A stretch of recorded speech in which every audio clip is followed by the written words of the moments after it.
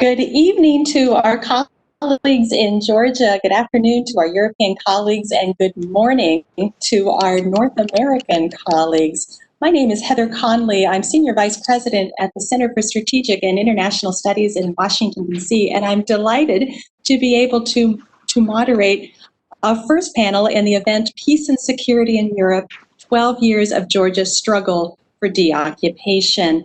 This event is sponsored by the Georgian Foreign Ministry as well as the Middle East Institute in Washington through their Frontier Europe initiative. We're delighted to have so many participants with us. Before we begin, I'll just draw your attention to our question and answer function on the WebEx. If you have a question for the panelists, please feel free to type that question in and we'll try to bring your questions into the conversation. Well, clearly, 12 years ago today, there was an extraordinarily important geopolitical moment that unfolded. In some ways, it was foreshadowed a year earlier with a massive cyber attack against Estonia and the reinitiation of Russian long-range bomber flights. We were beginning to understand that things were changing geopolitically. Of course, that same month, all eyes were on Beijing. Of course, at that moment, it was the opening ceremonies of the 2008 Summer Olympics. And of course, 12 years ago, the United States was in the midst of a very intense presidential campaign. So in some ways, history doesn't repeat itself, but it rhymes. And it feels as if 12 years later, we're now in a very similar geopolitical dynamic. And of course, Georgia remains such an important element of understanding these important trend lines. We have such a distinguished panel to help us unpack not only what happened 12 years ago today, but its understanding for the Euro-Atlantic community on what it means 12 years later and not having resolution. If anything, the problem has enlarged itself regionally, whether you look at Ukraine today, whether you look at even events in Armenia and Azerbaijan today. So let me get out of the way and introduce our distinguished panelists, ask them for their reflections on the implications of 12 years ago and continued occupation for transatlantic security. And of course, let me begin by His Excellency David Zalkalani, Minister of Foreign Affairs of Georgia. Mr. Minister, if I can turn to you for your very brief reflections of what this means, and then we look forward. I'll introduce each of our panelists one by one and ask them to offer their reflections. Mr. Minister, thank you, and please begin. Dear distinguished panelists and audience, let me firstly greet all of you and thank for joining this very important webinar. I'm delighted that the Ministry of Foreign Affairs of Georgia, in cooperation with the United States Middle East Institute's Frontier Europe Initiative, hosts this high-level international event. Today's conference echoes the legacies of Russia's military aggression against Georgia in 2008. That was a milestone for peace and security in the entire Euro-Atlantic area. I believe our modest attempt to approach the perspectives of the European peace project from the perspectives of different capitals of the Euro-Atlantic space will serve us as a small but important step to inspire developing a vision on Europe's eastern flank and the wider Black Sea security. As you have rightly mentioned, today marked the 12th year since the August 2000 war, the invasion of the sovereign country by Russia in an attempt to forcibly redraw borders in Europe. This aggressive stance seriously destabilized security in the region and was a huge blow of Moscow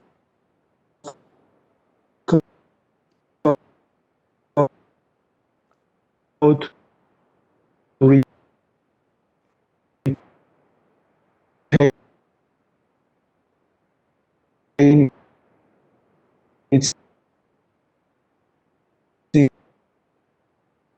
influence.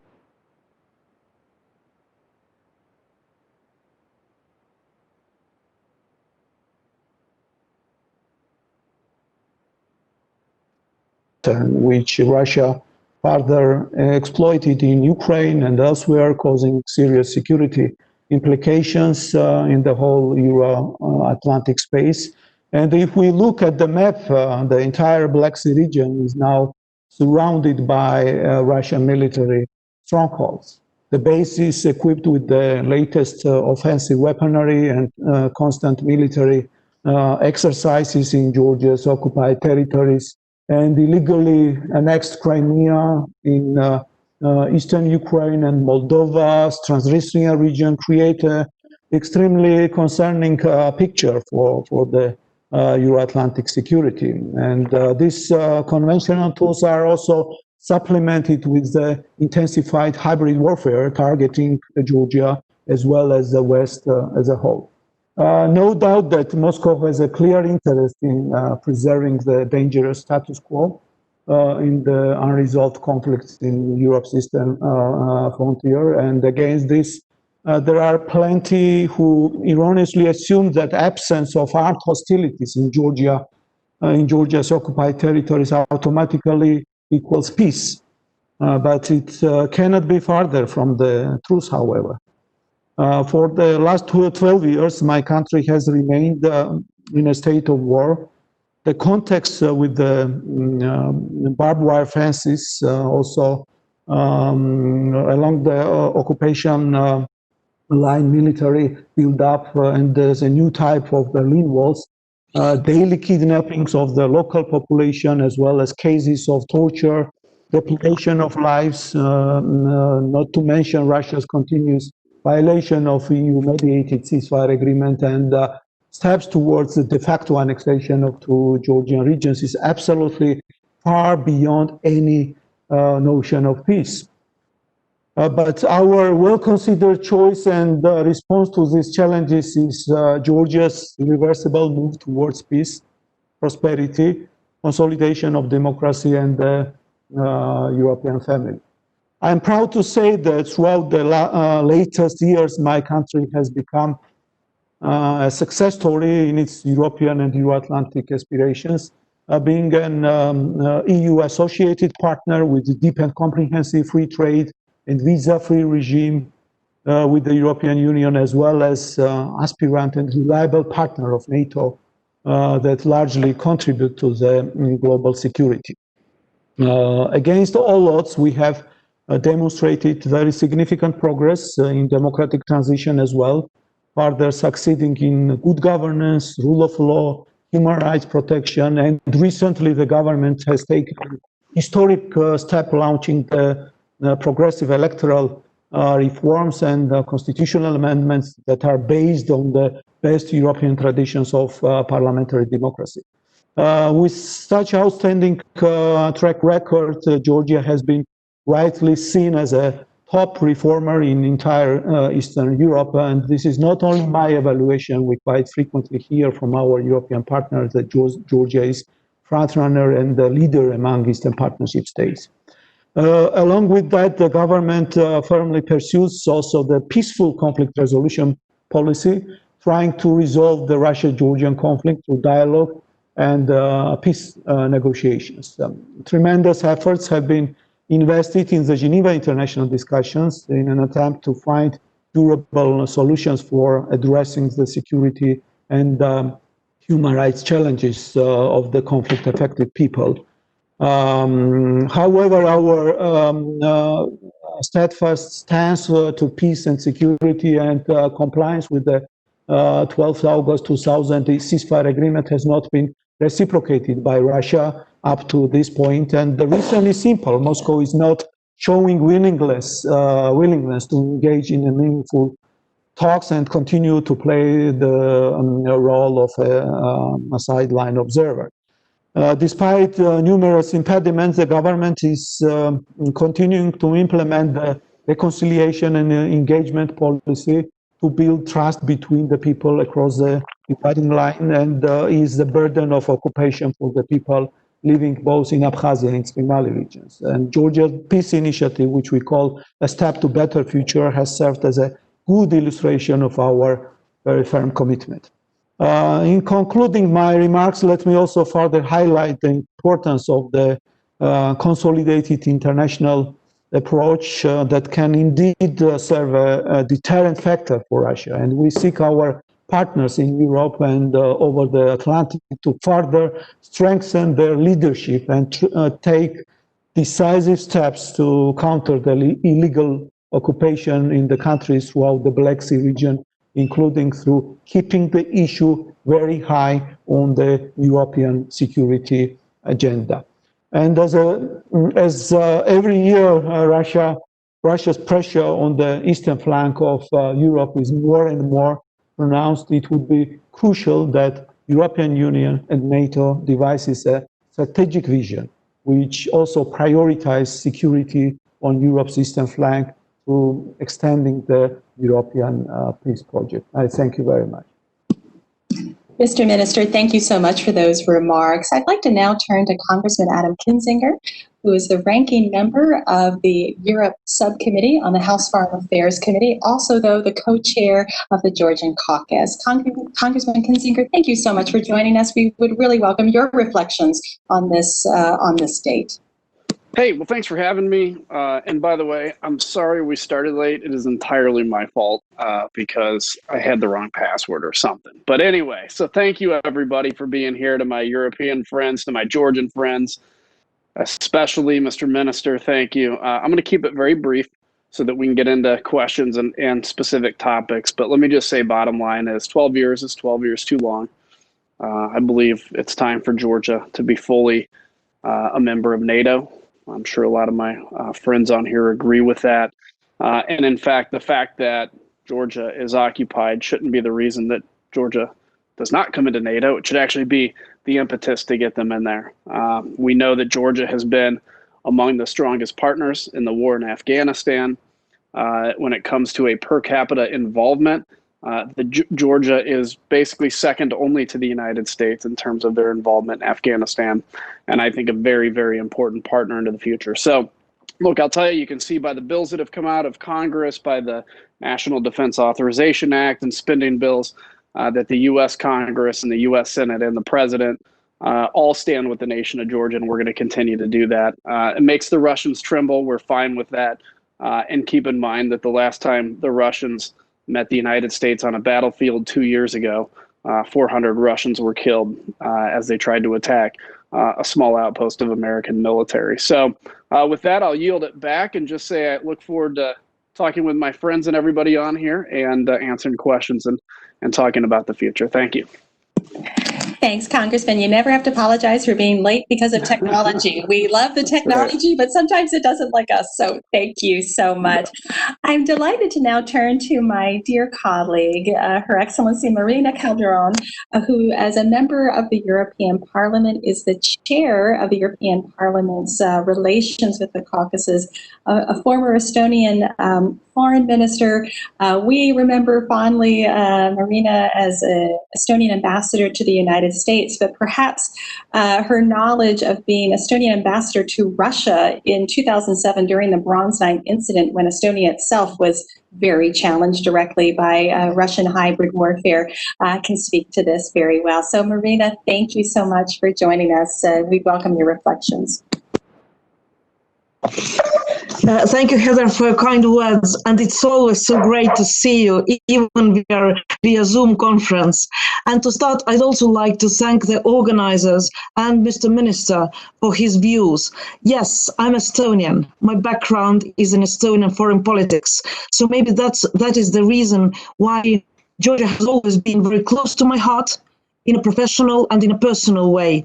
So to start with, I can tell you that when I was ambassador of Estonia to Russia, and during the war with Georgia, in my embassy, we were serving Georgian wine.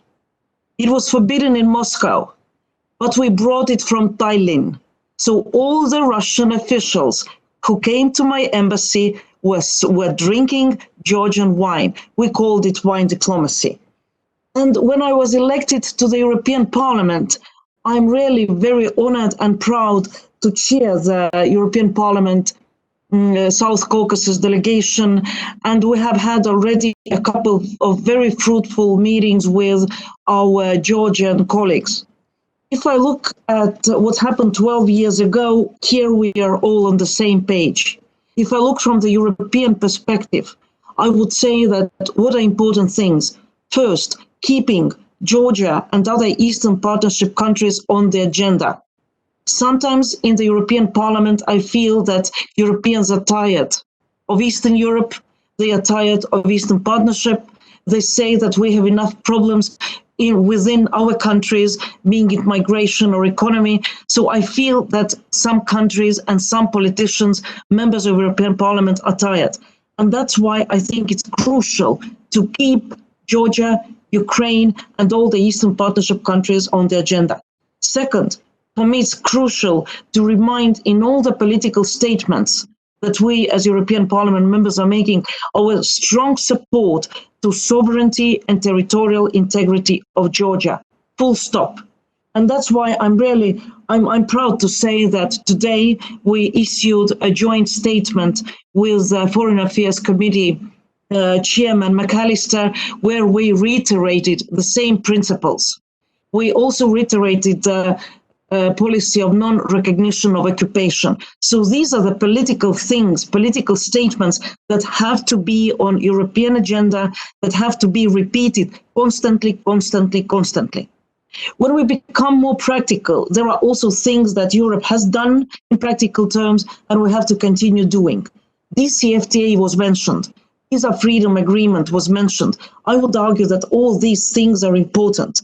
So today, I'm looking forward to even closer economic cooperation with Georgia. We can't change Russia. We know that Russia today is aggressive, unpredictable. We don't see that there is any intention from the Russian side to change their behavior. But the mistake we made after the occupation of Georgia was the decision of the EU to return to the normal relations with Russia. Before Russia fulfilled its obligations under agreements that were mediated with the participation of the Europeans. So I would say that today having the sanctions regime against Russia is a practical step. It's a political step, it's a practical step. Yes, the sanctions were introduced after Crimea, but everybody understands that it's not only Crimea, it's much wider. It's the aggressive behavior of Russia. And my final remarks go to Georgia. Mr. Minister, you were right, saying that Georgia is a top Eastern Partnership country, especially if we see what's happening in Belarus, in Moldova, in Armenia, Azerbaijan today. Yes, the situation in Eastern Partnership countries, each and every country, is difficult. And the occupation, I would argue, has made Georgians' aspiration towards European integration and towards European democratic values and relations, Euro-Atlantic relations, has made it even stronger. Each nation should have the right to decide their future. So the future is in the hands of Georgians. I know that we say it all the times, but I would say that the elections you're going to have this autumn will be crucial. Last year, it was a big disappointment when the amendments to the Constitution were not adopted. So I like to congratulate Georgia on doing it in June this year. You have a couple of months before elections. So we just have to keep our fingers crossed that there will be no provocations, there will be no unnecessary turmoils, that the pre-electoral time will be spent or will be as peaceful, as democratic as possible, and you will have fair democratic elections. Your parliamentary elections will determine the future of your country, not only for the next couple of years, but for the next decades. I know that we keep saying it before all parliamentary elections, but I really, truly do believe that these elections are crucial. So continue doing your reforms, because reforming your country, having fair elections, that's the worst that Russia can see. And introducing more and more democratic reforms and democratic values to your people, again, it's a step, not because of Europeans demand that, but it's because your people deserve that, and your people have been very clear that they want that kind of future. And as long as I'm the chair of the South Caucasus delegation, I can say that I will keep Georgia as well as the other countries on the agenda of the European Parliament. We will make statements. We will come to observe the elections, and we will support Georgia in all the ways as long as Georgia is on its democratic path. Thank you. Marina, thank you so much for those very powerful words, and I know they echo. And side note, I support wine diplomacy wherever it happens, so thank you so much. So let me turn now to His Excellency Manuel Sarrazin, a member of the Bundestag from the Green Party. Mr. Sarrazin also serves on the Foreign and European Affairs committees and is the Green Parliament Group spokesperson for Eastern Europe. So, Mr. Sarrazin, the EU is such a critical factor to keeping Georgia high on the agenda. And of course, right now, with Germany holding the EU rotating presidency, so many other issues, this is such an important element to remaining a robust German diplomacy here. Please offer your reflections on the 12th anniversary. Yeah, I mean, 2008, today is seen from a totally different perspective than it was seen in Germany, at least 12 years ago. And I think that this is showing already that perhaps German and European politics underestimated what was happening in 2008, at least the classical Western European sense of it. And I truly agree with Madam President of the European Parliament that the Georgian elections are quite relevant for the future of the country, but also, of course, the setting of European politics in the capitals over here is really relevant. And I think that it's quite crucial how the next German government will look like, and also how the sentiment towards Eastern and Central Europe is done within the European capitals. And here I truly see the fear, I truly have the fear and have sorrows about the same project, that the crisis, the next crisis and the overnext crisis are also coming up, and everybody is saying we have so many problems worldwide. Germany is asked for being a foreign policy actor so much that relatively small problems like Georgia and the occupied regions where we don't have hot war might fall in behind. And I think that with Berlin we have a strong partner for Georgia and also for the progress of the country in general, but also regarding the peace process in the past. But it's a top priority to stay that way, and it's not so easy because we have Ukraine on the agenda, we have the Middle East on the agenda, and everybody's asking for where we can get the success. So I think it's important to stay with the success story Georgia's trying to elaborate, but also for staying firm on the agenda. And then, of course, we have the one real problem. This is the Russia question. And we see in the German politics, like, for example, in other European capitals, in Paris, for example, new approaches towards Russia. A lot of interest groups try to come back on a kind of what they call normality in relations to Russia. And the argument of Ukraine and Georgia and also Transnistria seems to be weakened. And it's an important point to highlight the situation and to come back on the agenda that the Russian foreign policy is having a concept behind this. It's having a post or re-Sovietic concept, and it must be tackled and it must be firmly addressed also from us. So this is what I think. My personal view is as well that, I mean, you know, I'm from the opposition party, so usually I've never elected Chancellor Merkel, yeah, and maybe this will never happen even. But I have to frankly say that of course, it's important what is the personal sentiment of leaders. And with Madame Merkel, but also with our foreign minister, we have two persons who really have a heart for the region. And I think it's also a task for German politics that after the next elections, when the next reshuffle of the government will take place end of next year, probably, we need people who still have the heart and also an understanding for this region. And this is a task for German politics, and also, of course, in the European Parliament. I cannot say so much about that on the US side. I think Mr. Kinzinger gave some reflections on, but having our people aware of that Central Europe, South Caucasus, Eastern Europe is important, and that we have to have a clear stand and a clear saying towards Russia. This is the beginning of a dialogue, usually with the Russians. Having a clear own stance will be crucial. Thank you. Thank you so much for those comments. And our final panelist, certainly last but not least, His Excellency Erkali Beraria, the chair of the Georgian Foreign Relations Committee. A very important role and an important moment. Sir, please offer your reflections, if you will, on this day.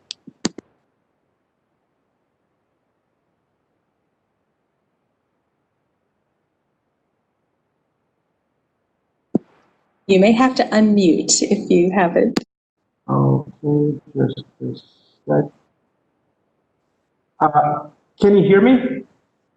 Yes, go right ahead. Okay, great. So I would like to say hello, good evening, good morning to all the participants, express my gratitude for participating in this very important event and for devoting significant attention to the sovereignty and territorial integrity of Georgia and its deoccupation issues. And it's very important that issue of Georgia's sovereignty and territorial integrity is not viewed and discussed beyond peace and security context in Europe. That's very important. So as you all know, 12 years of gravity and security and humanitarian challenges stemming from Russia's illegal occupation should be seen in a wider definition of the hybrid tactics.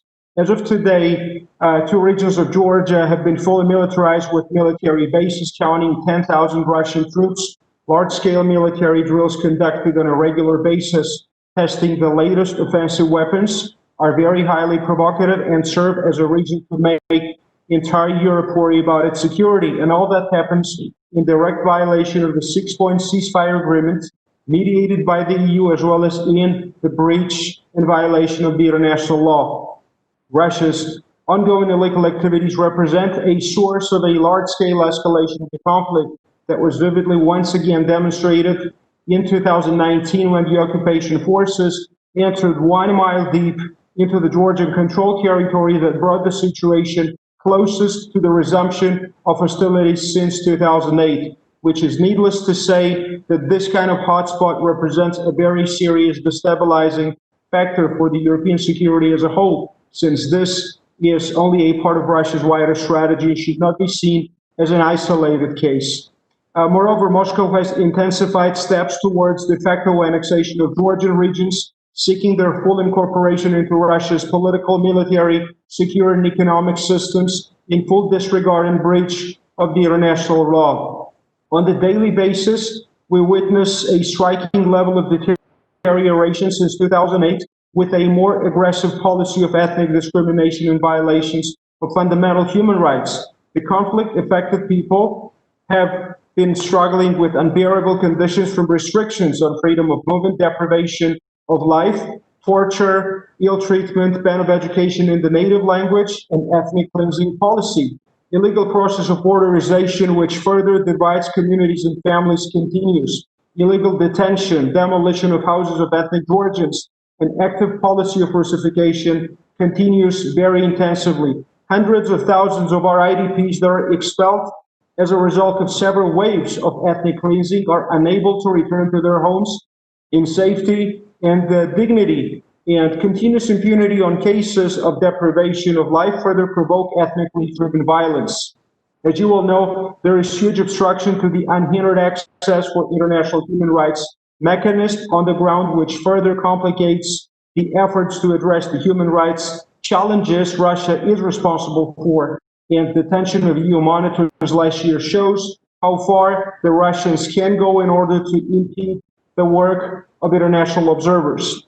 And moreover, amid the pandemic and despite the call of the UN Secretary General on a global ceasefire, Russian Federation not only did not reverse its illegal actions against Georgia, but intensified its disinformation attacks, continued borderization in over 14 villages, conducted drills, and denied medical evacuations, resulting in a significant number of fatalities. And impunity after 2008 resulted we all know, in Russia's aggressive actions in 2014. And if Russia is not deterred and contained, we might witness the same elsewhere in Europe. Increasingly deteriorating security and humanitarian situation requires stronger engagement and result-oriented stance from the international community and, importantly, from the European Union and its member states. There's urgency of changing the Russia-Georgia conflict dynamics, and effective engagement of the European community is very critical in the process. So how we see it is that the issue of Georgia and Russia conflict should be high on the international agenda and raised with Russia constantly at the highest political level, and Russia shall be warned of serious consequences for its actions. Specific implementing steps in our deepest judgment of the ceasefire agreement shall be elaborated, namely for the establishment of the international security mechanism and withdrawal of Russian forces from the Georgian territory. Russia will only comply if enough pressure is applied, and that pressure should be universal. Of course, ensuring strong international political support for Geneva International Discussion Format is critical to facilitate the progress on the core agenda items. And of course, in light of worsening human rights situations, imposing restrictive measures on those individuals responsible for grave human rights violations in the occupied regions is becoming very critical, because it is a very important preventive tool for such violent actions in the future.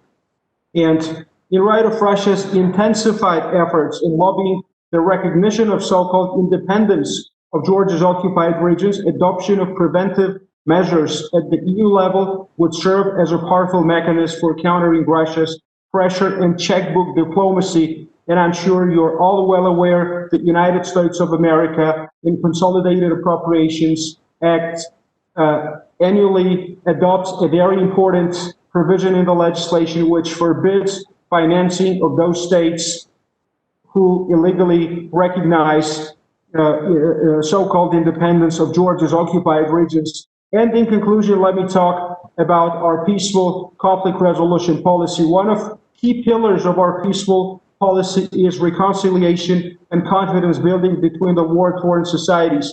We endeavor to improve humanitarian and socio-economic conditions of the people living on the other side of the dividing lines by creating opportunities of trade across the occupation line, of access to quality education in the rest of Georgia and abroad. And importantly, we offer them all the benefits available for our citizens living on our side, including healthcare, social benefits, and simplified access to benefits that derive from Georgia's progress on our path to European integration. Our answer to the occupation and our steps for being more active are strong Georgian democracy, high standards for protection of human rights, freedoms, and identity of every individual and ethnic group, strong economy, safety, security, and welfare of our citizens, as well as full integration in EU and NATO. And this is where we want further support from the international community to support our reconciliation and confidence-building programs,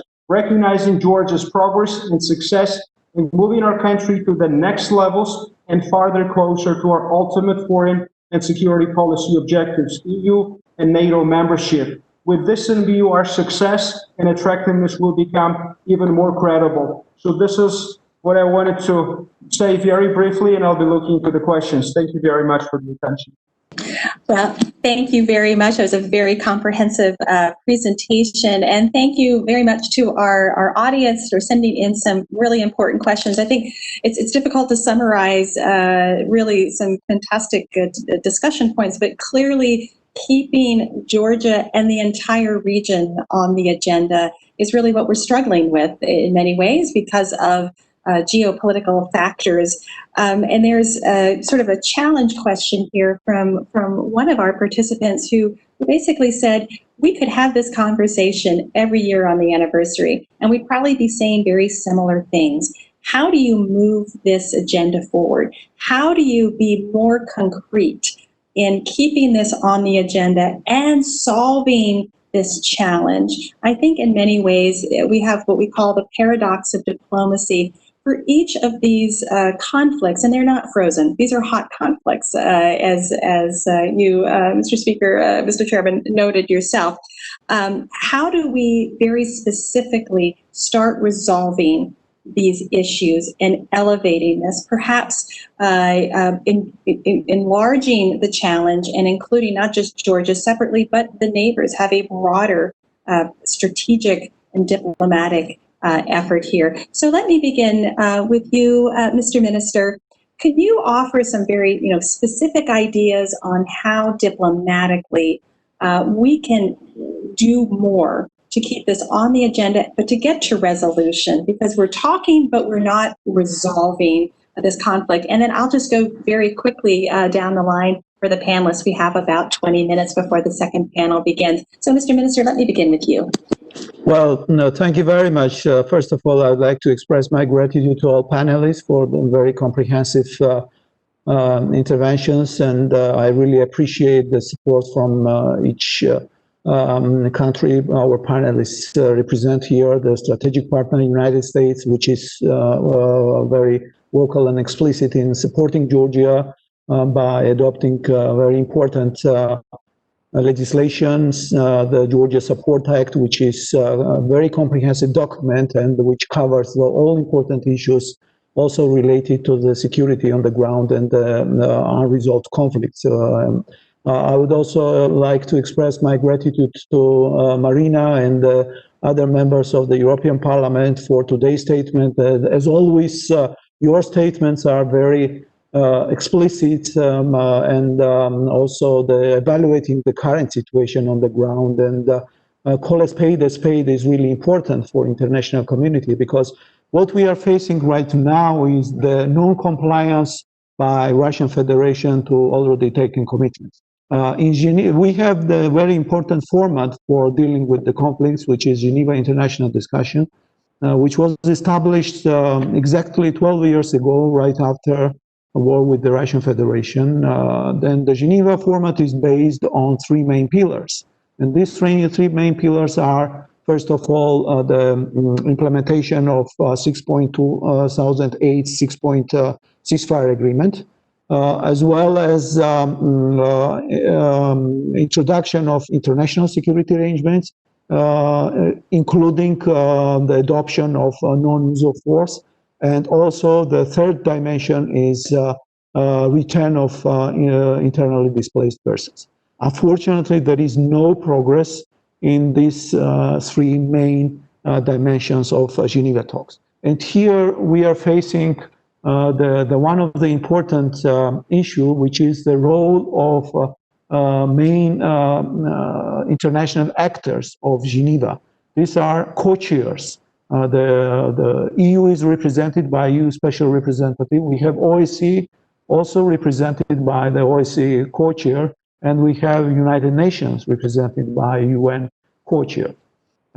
Every time we already had more than 48 or 49 rounds of Geneva talks, but unfortunately it's extremely difficult to move forward because one of the main participants of Geneva talks and the party to the conflict, Russian Federation, is not complying to already taken commitments. For example, the non-use of force.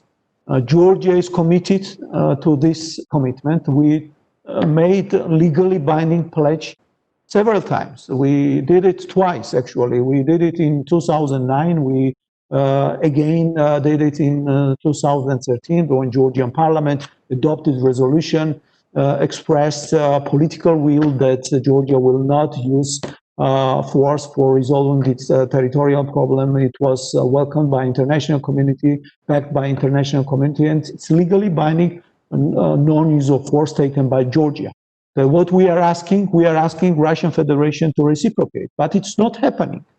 The only effective instrument which we have in our hands is to increase international community's pressure on Russian Federation to reciprocate. And only effective format right now is Geneva. But we cannot consider Geneva isolated from the wider picture, what is happening in the region.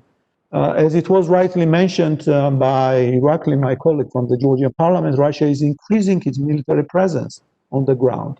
What we are facing today, we see the increased military presence. By every year, Russia is deploying the most sophisticated military equipment and ammunition on the Georgian occupied regions, which allow them to control not only the Black Sea perimeter, but the region beyond. From this part of Georgia, they can control the Middle East, Syria, and the wider Middle East region. So here we need more united efforts from international community. As I have mentioned, we are committed to our commitments. We are implementing our commitment. Georgia is fully implementing 2008 ceasefire agreement, and Russia is reluctant to reciprocate on the withdrawal of Russian forces and the occupation and also introduction of international security arrangements on the ground, as well as return of international displaced persons. So here, the only effective instrument which I see currently is increased international community's attention towards Georgia in all international formats, every time, in all big gatherings like summits or meetings or the big actors. It's really important always to talk about Georgia. When we are talking about Ukraine, it's important to talk about Georgia, because what Russia is trying to do, Russia is trying to establish narrative that the Ukraine case is absolutely different. The Georgia is different. You know, here in Georgia, we have new reality. They are calling the existing situation new reality from Russian perspective. And the new reality from their perspective is that there are two de facto so-called independent states, and their advice to Georgia is to get used with a new reality, which will never happen and will never play in this game which Russia is offering. That's why here I believe that it's really important to reactivate, to revitalize the work of the Geneva International discussions, keep Georgia high in all forums, in the all international and multilateral formats, UN Security Council as well, UN General Assembly format, OSCE, European Union, Council of Europe, and also in your bilateral formats with the Russian Federation. So every meeting with the President of the United States, with the Russian President, or presidents of the Chancellor of Germany, with the Russian President, and here I'm really grateful to the President of Estonia when she recently met with President Putin. One of the issues she discussed with President Putin was Georgia, together with Ukraine. So it's really important to constantly keep high in international community's agenda situation related to Georgia. Thank you so much, Mr. Minister. Congressman Indersir, I'm wondering if you could just offer some reflections, whether it is the Geneva process, or even I would argue the Minsk process, the Normandy format, if you will. U.S. diplomacy has really been missing in its activism on trying to bring some resolution to these conflicts in the region. I welcome your thoughts on that. And you received a specific question in the Q&A, and this is obviously top of mind with the recent decision last week to draw down U.S. forces from Germany, and what message that sends to strong transatlantic security. So we'd welcome your thoughts. Sure, thank you. And as an example to everybody, I'm going to try to keep these very short because I know there's a lot of questions. Let me just say a couple things on specifically Germany. So myself and Ranking Member McCall on the Foreign Affairs Committee, the broader committee, we sent a letter to the president saying we were very concerned about the drawdown in Germany. I'm German, by the way, Guten Tag, and to my German friend, Manuel. But what I'm seeing actually now is, I think, a pretty decent thing. So what we're seeing in response, in fact, as we were doing this, I saw a headline that the U.S. may be forward locating a significant number of troops to the Baltics. Obviously, Poland, we know, is out there, and now Romania. And so as the way I look at it, if we draw down a little in Germany, and instead forward locate that actual combat power closer to Russia in areas that we know are under vulnerability, I actually think that sends a far stronger message than anything. There's nothing wrong with the U.S. going over and changing our troop presence in certain areas. Where I obviously disagree, and I'm a Republican, where I disagree with the administration is when it's talk about, NATO doesn't serve a purpose. I know the president's intending to try to get NATO to step up, and I agree. I think NATO needs to step up and meet its obligations more than many countries have. But I think, NATO serves a very strong purpose for the United States as well. We're not just some hired gun to defend NATO. In fact, I think there's been a lot of wars that haven't happened because of NATO. So I'm very supportive. That leads very quickly into the issue of diplomacy. I think right now the focus, obviously the chaos in the Middle East, we look at what's going on in China. I think we have taken the unity of Europe and areas even around Russia for granted for too long. So I do think we have a pretty aggressive diplomacy process through state. You're not seeing about it a lot on television. We've had actually a very anti-Russian policy that we've seen. We've been pushing back on the energy front. Sorry, to my German friend, but Nord Stream 2, when we look at things about Russian energy control in certain areas, and again, we talk about what happened in Syria, and all these areas, I think we are actually pushing back pretty aggressively. But look, Russia fights below the threshold. We see it in Libya. We saw it in Syria. We've seen it to an extent, Georgia. We definitely see it in Ukraine. And we have to have an engagement policy for when Russia claims these aren't ours, these are separatists, that below the threshold shadow war. So hopefully that answered it in a short amount of time. You're great. Thank you so much. And we do have about 7 minutes, so I'm going to give our last three speakers not very much time to offer their concluding thoughts. And Marina, let me begin with you. What can the EU do specifically? We know your voice from the Parliament in raising this. When Josep Borrell noted his key priorities, it was Serbia, Kosovo. It was other issues. Can you press the External Action Service to even put this at the top of some of their agendas, and welcome any specific thoughts that you may have about bringing this higher on the agenda? Yes, thank you for the question. And there was also a question from the audience. We can't change Russia. When I say we can't change Russia, I do not think that we can change the present regime. But it doesn't mean that we should not do anything. Heather, that's a very right point, how to keep it on agenda. When, for example, Commission President Ursula von der Leyen was presenting her policy, she didn't mention Eastern Partnership. She didn't mention any of those countries. Of course, it's disturbing. What we as a parliament can do, we can raise questions, we can write letters, we can adopt resolutions, we can have discussions. So from parliament side, we can do our work. But of course, there has to be pressure also on the Commission side, External Action Services, and there. So I come from Estonia. My country was occupied for more than 50 years. So I'm a true believer also in political statements. The policy of non-recognition of occupation. Minister put it very clearly. All the meetings with Russians have to either start or end or in between. Mentioning of territorial integrity, sovereignty of Georgia. Mentioning. And I don't know when the day will come. Whether it will be in 5 years, in 50 years, I don't know. But we should not be tired of doing that and through that influencing the Russians and trying to change the Russians. But with the present regime, as I said, I see it very difficult, which does not mean that we should not continue doing it. And practical steps, as I said, exchanges of students, economic ties, closer cooperation with European funds, money, research, science, development. So we have the possibilities of having much closer cooperation. We have not still concluded all the possibilities that there are on the table. Thank you. Thank you so much. Mr. Sarrazin, I've almost asked the same question to you for the Bundestag. How can German foreign policy continue to both push EU policy, but also bilaterally? How are you going to help keep this on the agenda? Now I'm being a little provocative.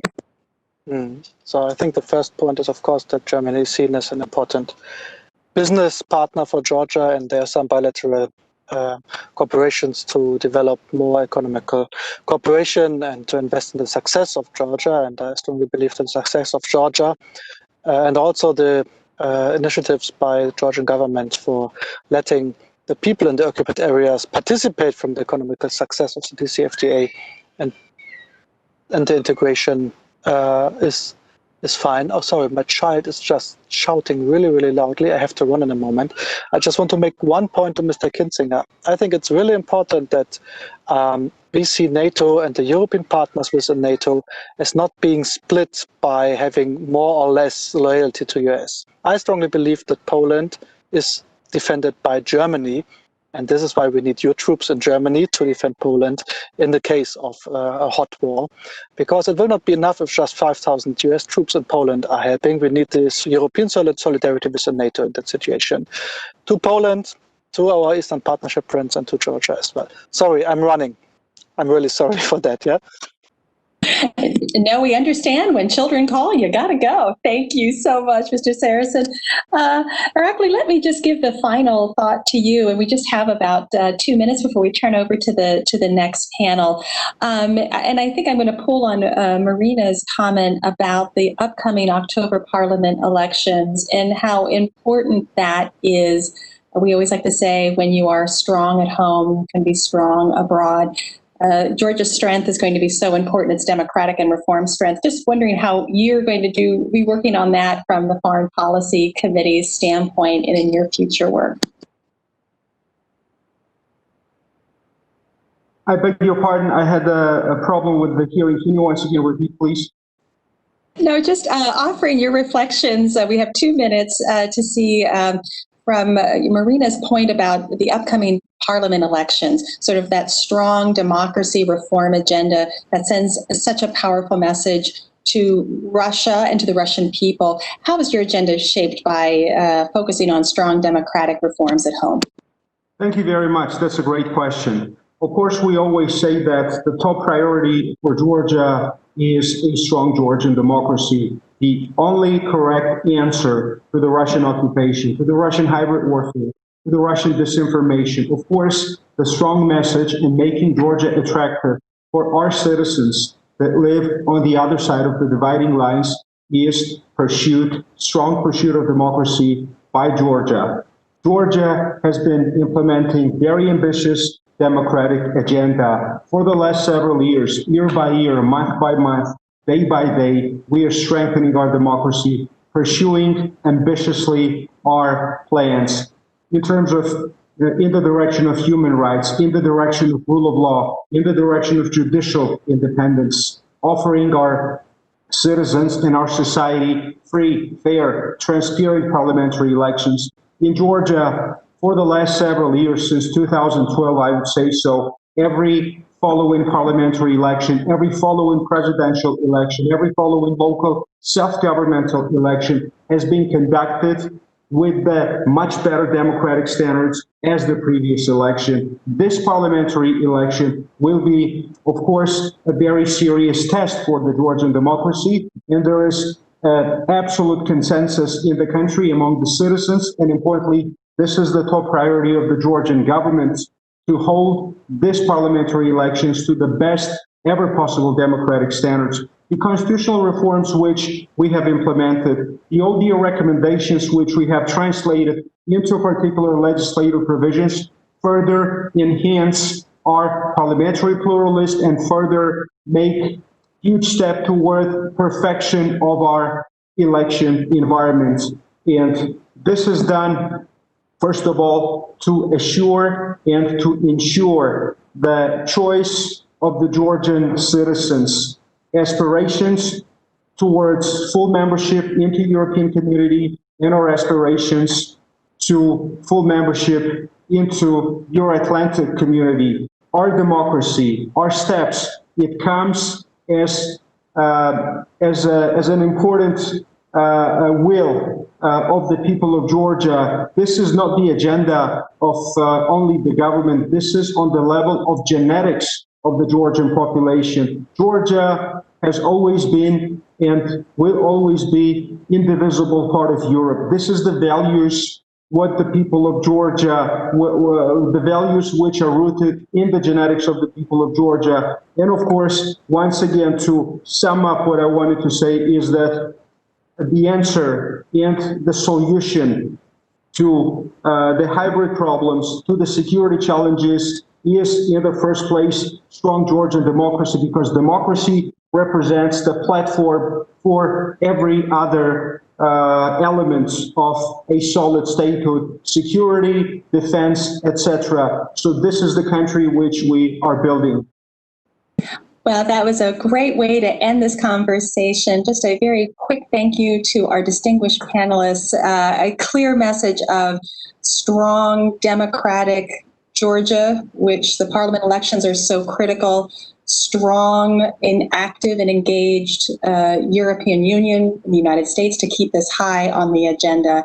And thank you. It's been such a privilege. I now pass the baton over to my colleague, Olivier, who will now begin the second panel. But thank you all so very much. I'm sorry we can't clap as if we were in person, but we are clapping for all of our distinguished panelists. Thank you so much.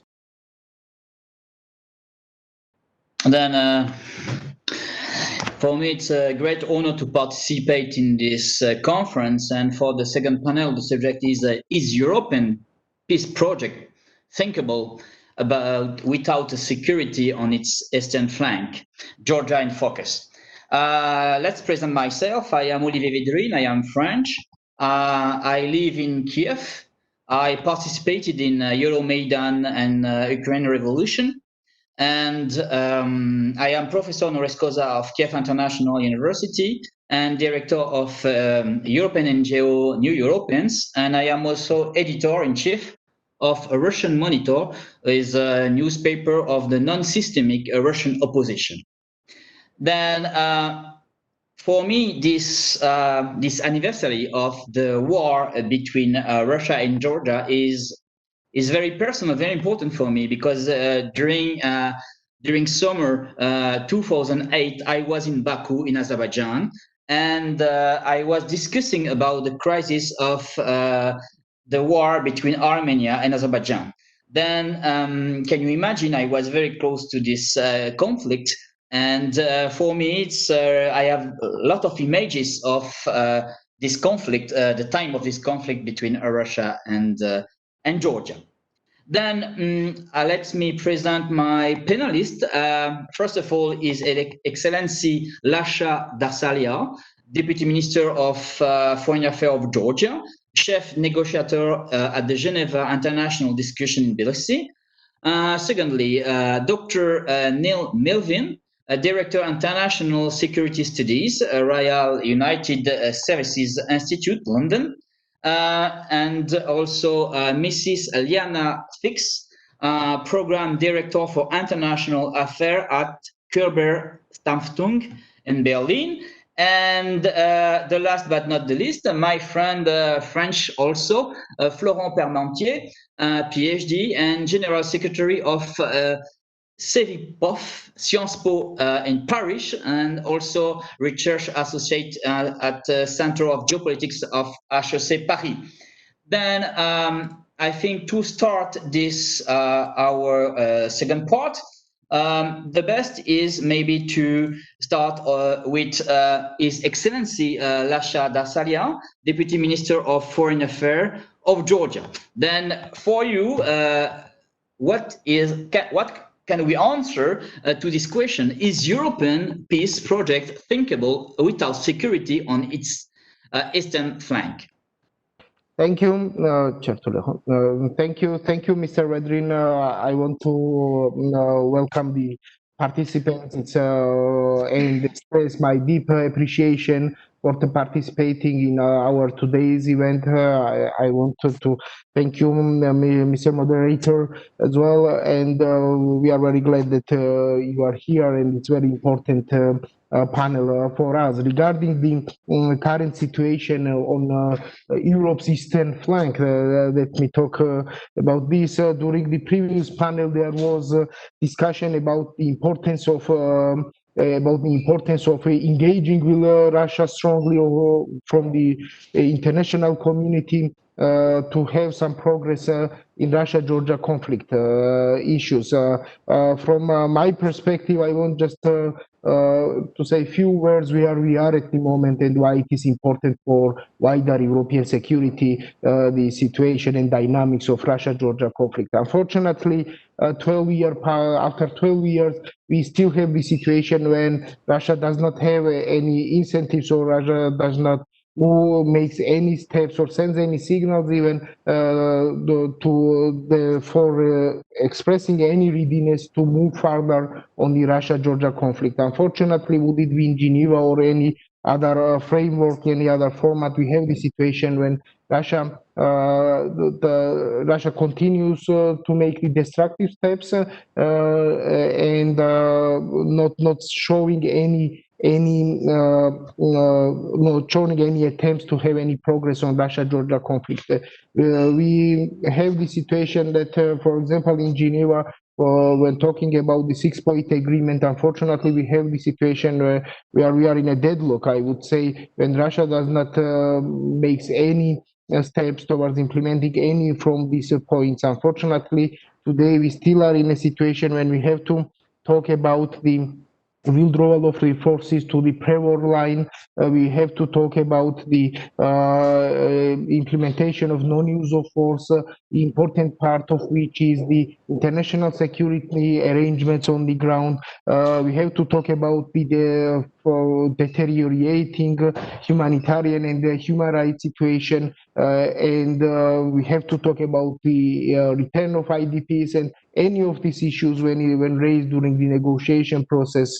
Russia just either tries to distract the attention from these points, or even in case of IDPs, even walks out from the negotiation process. So that's the biggest challenge and biggest problem, not only for Georgia but for the whole international community. And returning to the major issue of your question, why and how important it is to the European security, I want to highlight the major issue that when we talk about this implementation of 6-point agreement, we don't, well, this is not really perfect agreement, or this is not even conflict resolution process. This is just returning to the status quo which we had before the 2008, and without this, any steps towards the real conflict resolution is not really possible. But at the same time, I just want to highlight that this is not the obligation Russia has, not only because of the international law, but it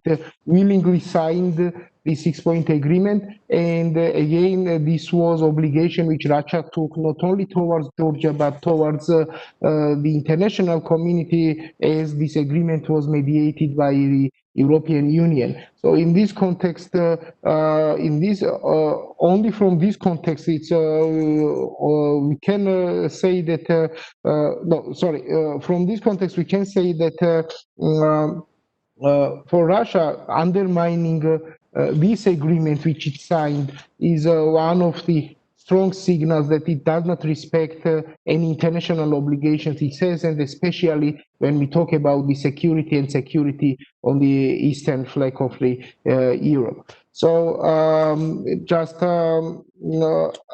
and maybe final point I want to raise, what we really can answer to the destructive policies of Russia. It's from my point of view, it's even more strong engagement of the international community, and as it was mentioned during the previous panel, during any engagement with the Russian Federation, to remind Russia its obligations it says towards the international community, at the same time sending the strong messages that it cannot veto any membership of any country to any international bodies, including would it be NATO or would it be European Union, and to remind Russia that without the proper peace process in Eastern Europe, it will not be a responsible member of the international community generally. So this is maybe a very few, considering the limited time, the major messages I wanted to put on a table, and looking forward further discussion and questions from the audience. Thank you. Thank you very much, Your Excellency, about this great speech. I agree with you. I am in Kiev. I live in Kiev, and I think if we want to face this post-imperial policy of Putin, we have to be very strong, and we have to be together, and we have to join our forces. Georgia was an introduction. The second part was the war in Ukraine and annexation of Crimea. Now I want to give the floor to Dr. Neil Melvin, Director of International Security Study, Royal United Service Institute of London. Your point of view, UK is after Brexit, and your point of view about how we can work together, EU and UK, in this way to secure the eastern part of Europe. Thank you very much, Olivier, and thank you also to the Foreign Ministry of Georgia for inviting me to participate in this important discussion. I mean, as you've highlighted, in the UK, of course, we're now addressing the question of Brexit, which is a seismic event for the UK and also, I think, for the rest of Europe. The ramifications for foreign and security policy will take many years to work out. So it's hard to do this question justice in 5 minutes. But what I propose to do is very quickly just sketch out some of the sort of emerging points of the UK approach to European security generally, and then offer a number of brief points about how the UK can contribute or continue to make a positive contribution to Black Sea security going forward. So, I mean, obviously with Brexit now, the UK is aiming to craft a distinct role for itself in international affairs outside the European Union, while remaining committed to European and indeed global security. To facilitate this process, the UK has launched an integrated review of foreign and defence and security policies that will report in the autumn. So I think we'll get a good steer of where the UK is heading at that point. And that'll be tied also to a comprehensive spending review. We've also seen some quite significant shifts. The Foreign Office has been merged now with the Department for International Aid to create a kind of super ministry. Trade is obviously becoming more of a priority. So we're getting a much clearer national perspective. And what this means, I think, is that in the post-World War II period, the UK's had three sort of pillars to its foreign and security policy. One has been European integration through the EU, which is now, of course, been set aside. The other two, the remaining ones, the commitment to the transatlantic relationship through NATO and to the global multilateral system, I mean, those remain in place. NATO will remain a central pillar of UK defence policy, and London will be keen that European cooperation is focused on strengthening the European pillar around NATO and on the construction of a European defence identity.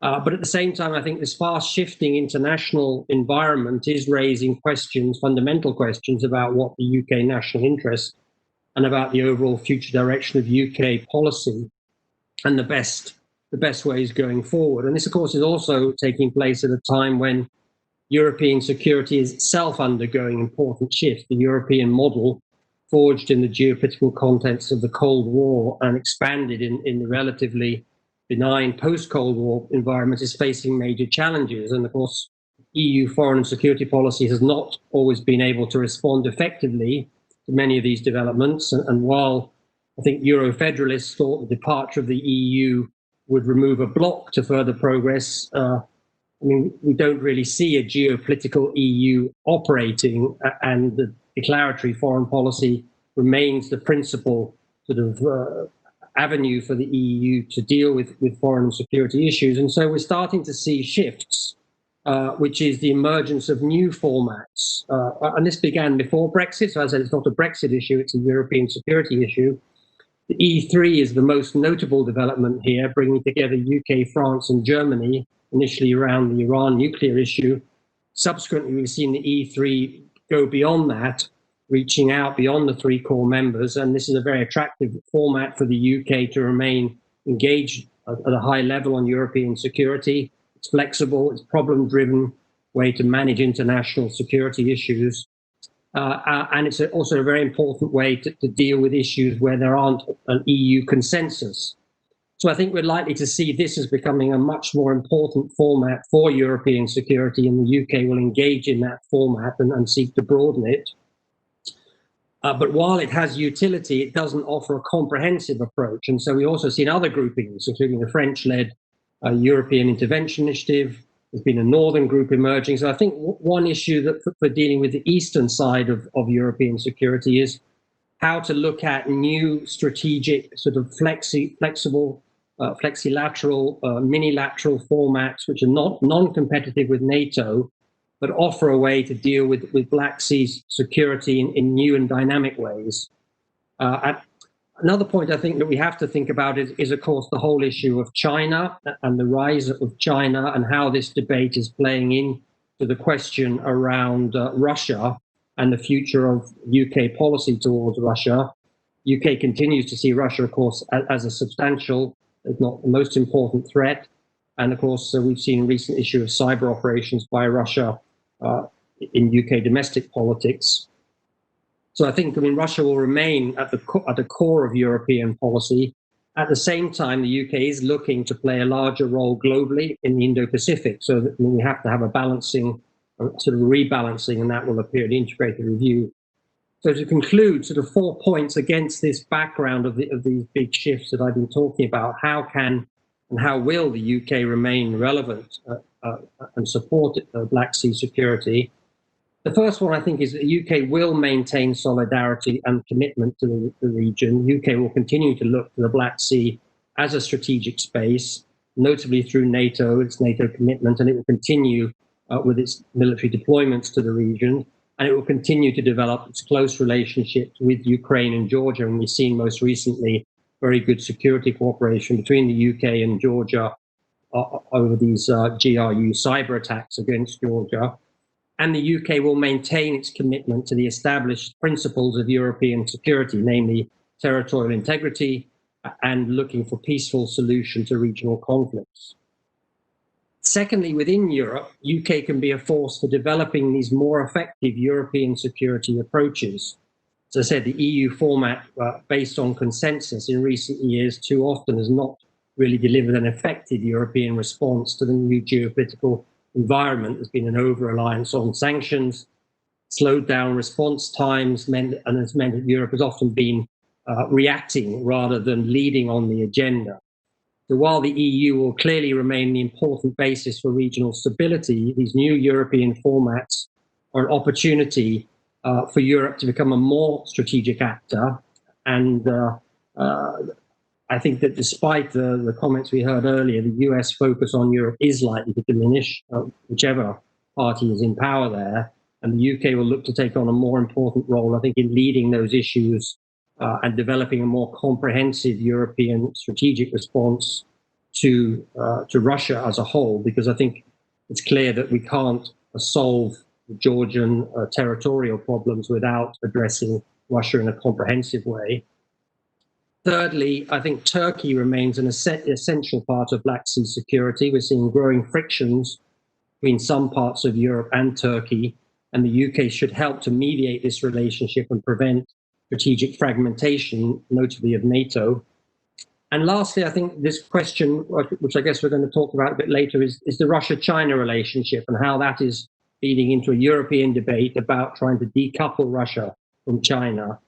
The UK, I think, will be clear that there is no binary choice here, and certainly no grand bargain with Russia over spheres of influence.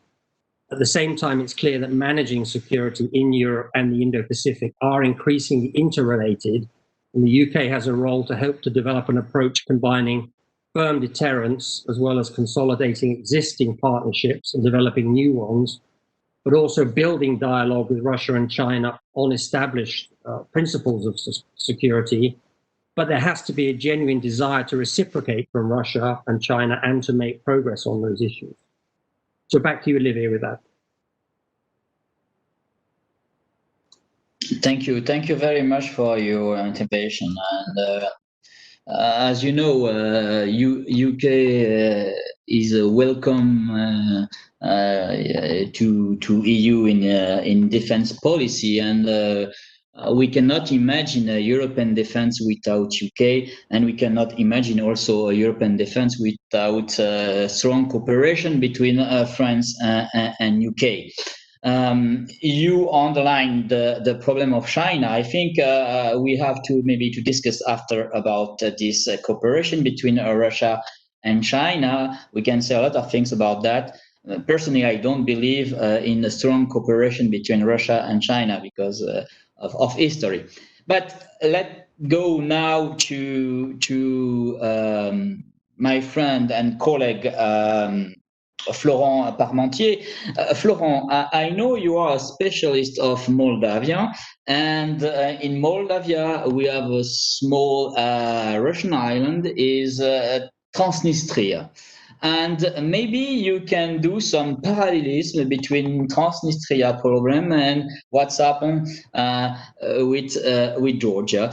I am waiting. Well, thank you very much, Olivier. Thank you very much to the Georgian Ministry of Foreign Affairs. The parallel that you can draw between the two countries actually are quite interesting in a sense that when we think about Georgia, now we're immediately thinking about what happens in Ukraine, and I think that the two countries are on top in terms of conflicts. As if you look at the various conflicts that you have in the post-Soviet states, what you have is semi-hot conflict in Azerbaijan and Armenia, and we have seen it a couple of days ago. You have the current conflict which has not been settled down in Ukraine. You have the Georgian situation, and you have Moldova. Moldova, in this sense, is a country which has already has in mind the fact that, well, it has been 25 years ago, 30 years ago now that Transnistria has fled from Moldova, and I think that part of the population now is, well, more or less aware that it will be difficult to reconcile both parts of the country. But you have several differences which can be of interest if you think about Georgia. The main difference, I guess, is the fact that Moldova does not want to pursue a pro-NATO policy. It has a pro-EU agenda, which is really clear. But I think that for Moldova, the fact that even if you have some more troops being from US friends, being from European friends, won't change the status quo in a sense that Moldova wants to change. Moldova wants to change the status quo in doing some kind of new business links between Transnistria and Moldova. That's why a couple of years ago there was this UBA mission that we had in Moldova, with the help of Ukraine, which was really helpful in this perspective.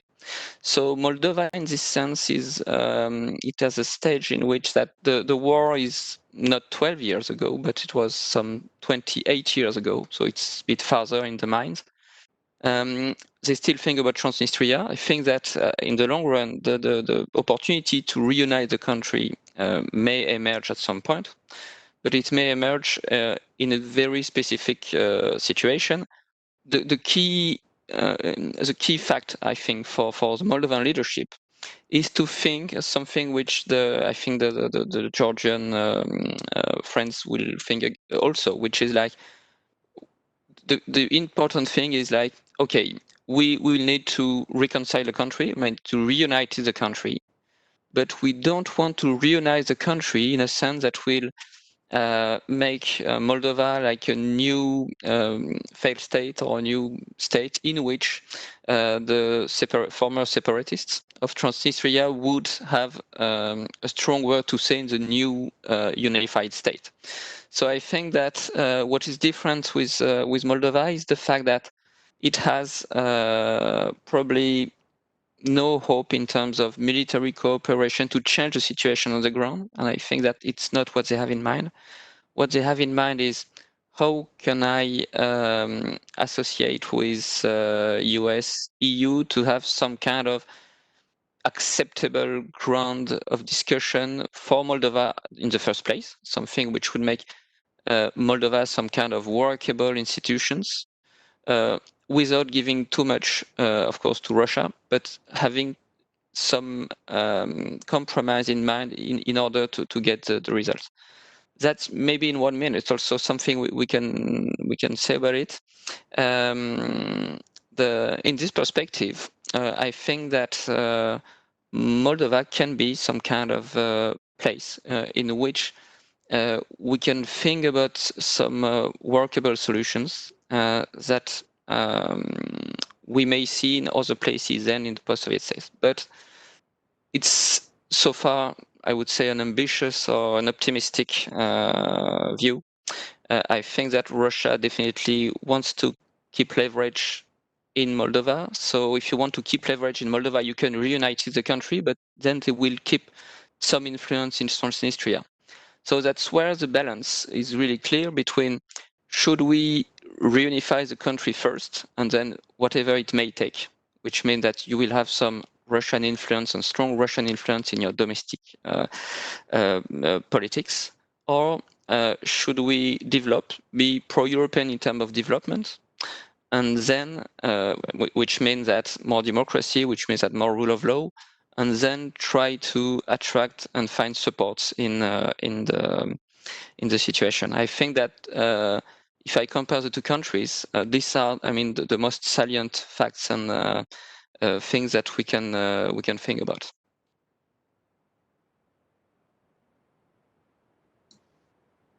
Thank you, Florian, for this great analysis. What I can see is that we have several common points between Ukraine, between Georgia, and between Moldavia.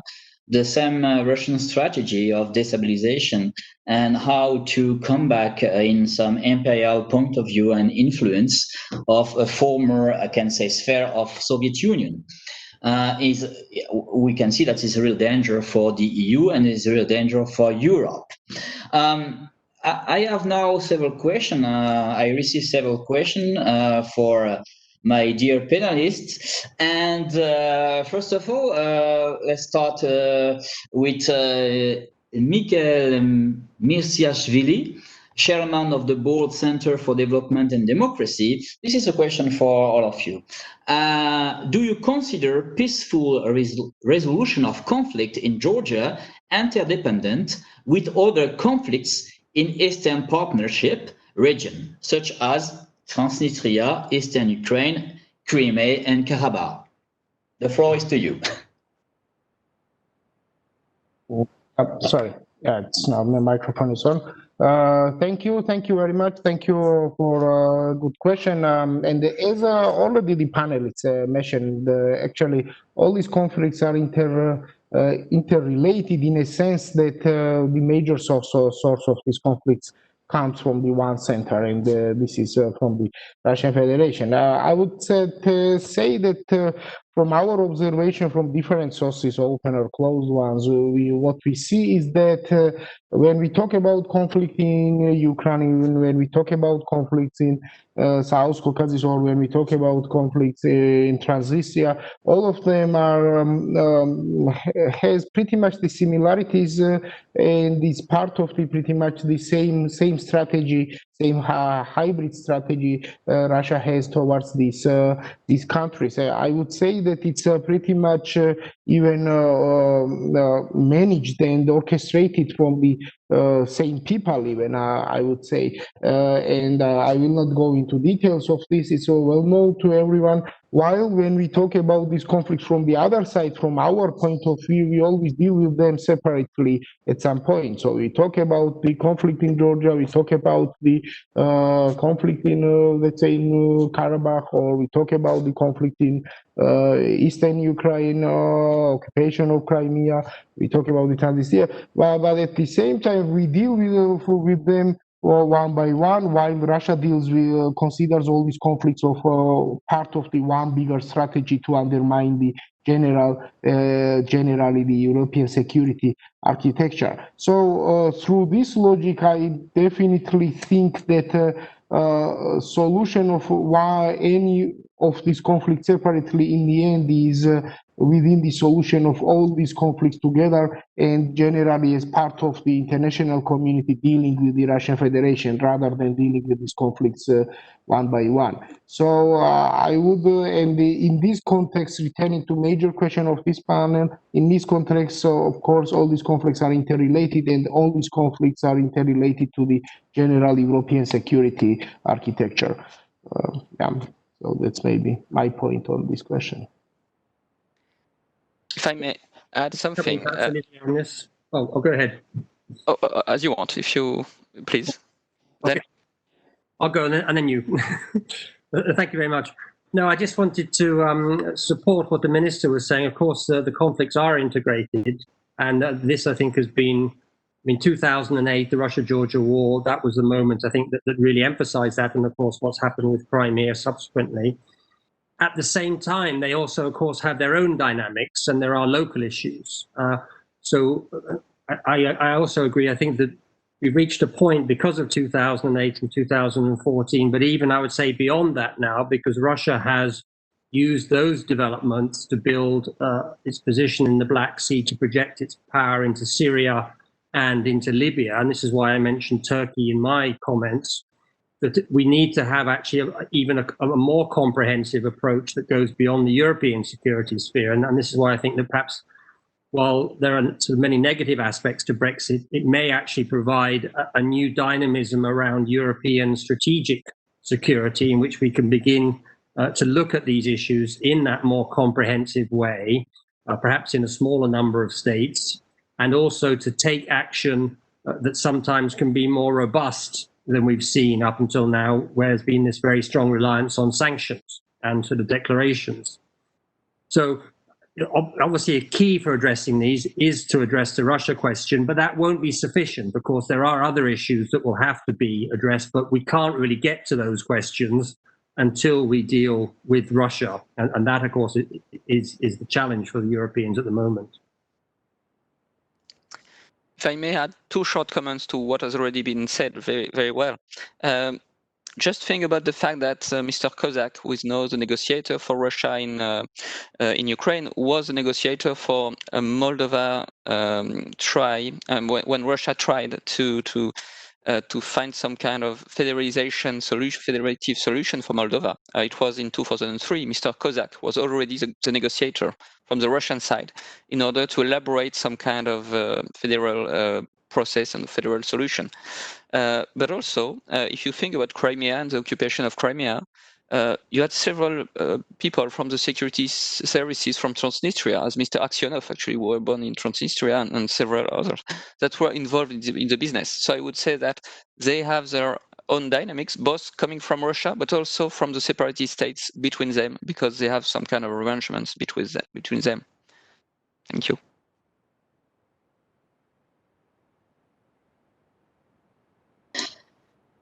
Thank you very much for your explanation. I agree with you, Excellency. We cannot divide. We have to face Russia together. What do you think? That's a proposal. Maybe we have to build a new Normandy format, more large, who include Moldavia and Georgia, to show to Russia that we understand that this policy of Russia against the East must be faced together. What do you think?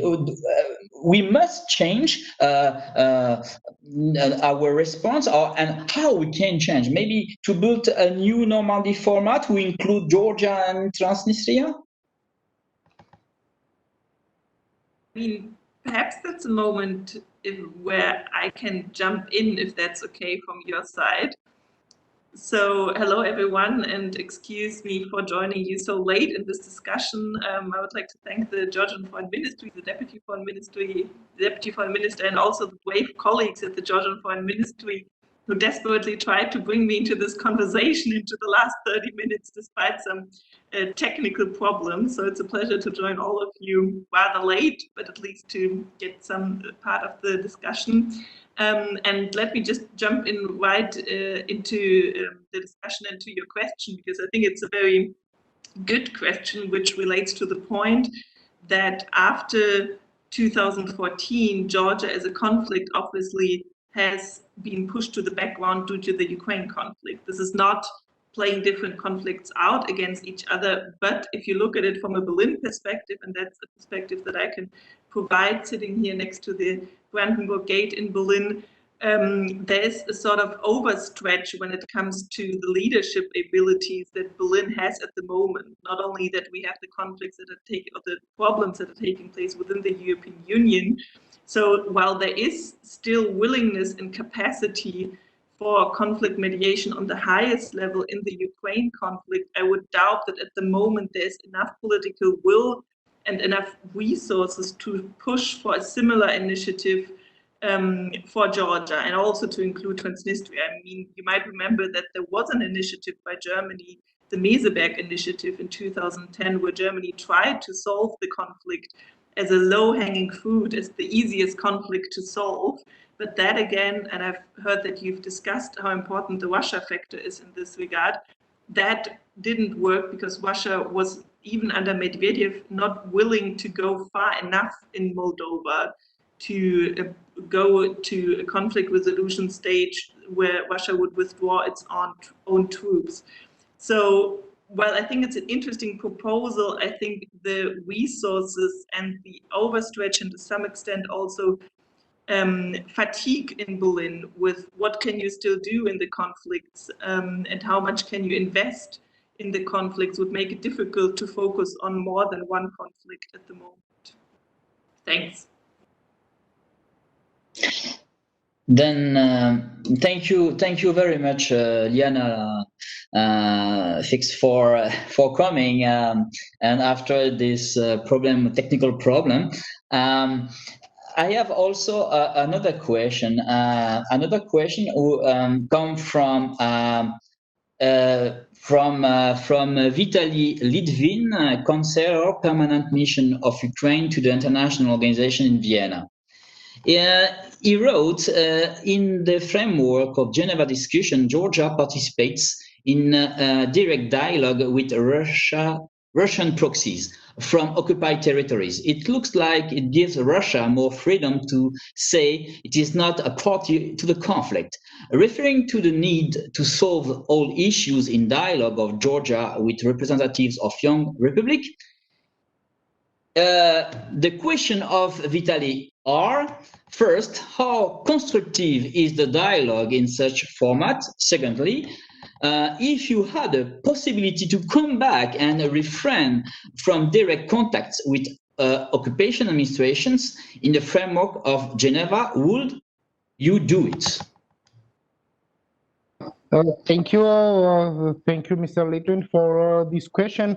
I actually would say that we are not participating in proxy regimes in any dialogue, especially in Geneva. What is happening in Geneva is that Russian delegation, as part of its delegation, is taking on the table the representatives of Sohumi and Tskhinvali, though for us and it is also the type of game Russia plays exactly to undermine the Geneva format itself. I want to remind that Geneva international discussions framework was created to implement the 6-point agreement. So, and when we are engaging in this negotiation process, for us it's very important to stay in line exactly with this point and to talk about the implementation of the 6-point agreement.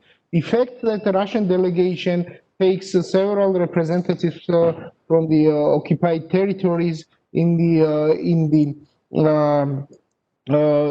negotiation process as part of its delegation, I want to stress this, it shows Russia's attitude to undermine the process itself. They want to talk about everything except implementing of the 6-point agreement. So I want to say that, and because of this, of course, we are not engaging with any negotiation process with proxy regimes. We don't consider them as and they are not according to guidelines and the procedures of Geneva, separate delegations there, and so we definitely don't engage with them within the Geneva process in any aspect or any type of discussion. No, I want to say words about the direct engagement with the communities of occupied territories, and which is not part of Geneva. But I want to say that highlight that our peace policy has two important components. One is the occupation policy, which is how to deal with the Russian Federation and the Russian occupying forces on the ground. But at the same time, for us, the second important component of our peace policy is engagement with the population living on the occupied territories. And the one is not against the other. So one thing is when talking to so-called officials from these occupied territories, but the other thing is the confidence building projects, engagement through the different projects with the population who are living on the ground. So these are two separate things. So and our key policy parallel to the occupation is the de-isolation of these communities which are still living on the occupied territories, and building the links community to community level across the dividing line. But returning to the question, we are not engaging in Geneva, although physically they are part of the Russian delegation, and Russia imitates that they are the separate delegations.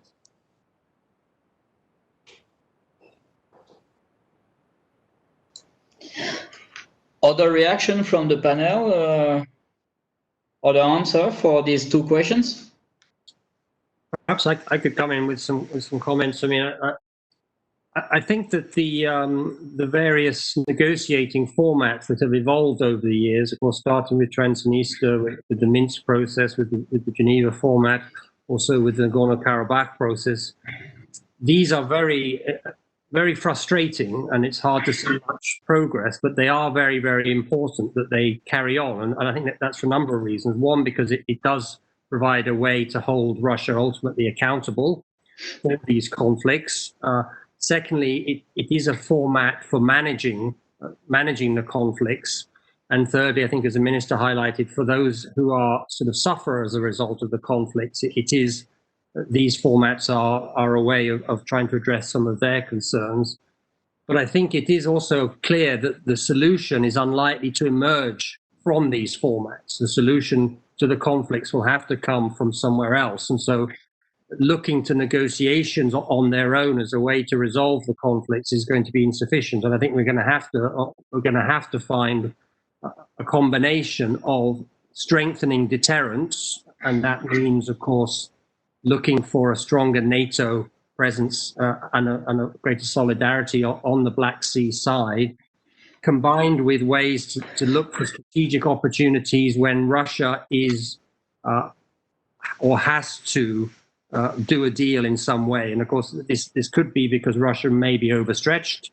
We're seeing things now with Russia in many different combat areas, increasing in the Middle East. There are issues about domestic instability. So, I mean, these, I think, are the moments when those formats, that may be when there's a time to have a breakthrough. But in the intervening period, it is fundamental that those dialogues carry on. Let me perhaps just add to my British colleague.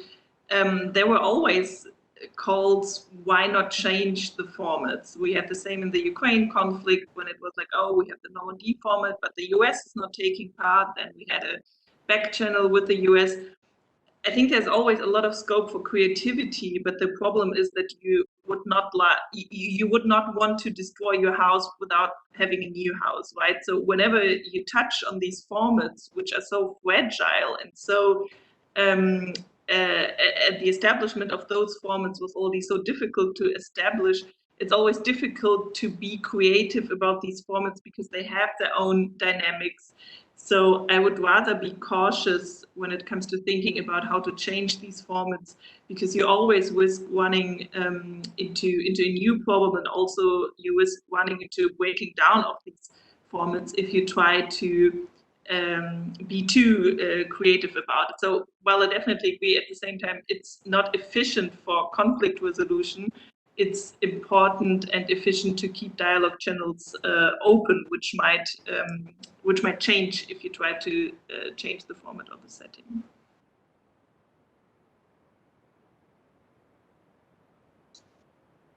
Thank you.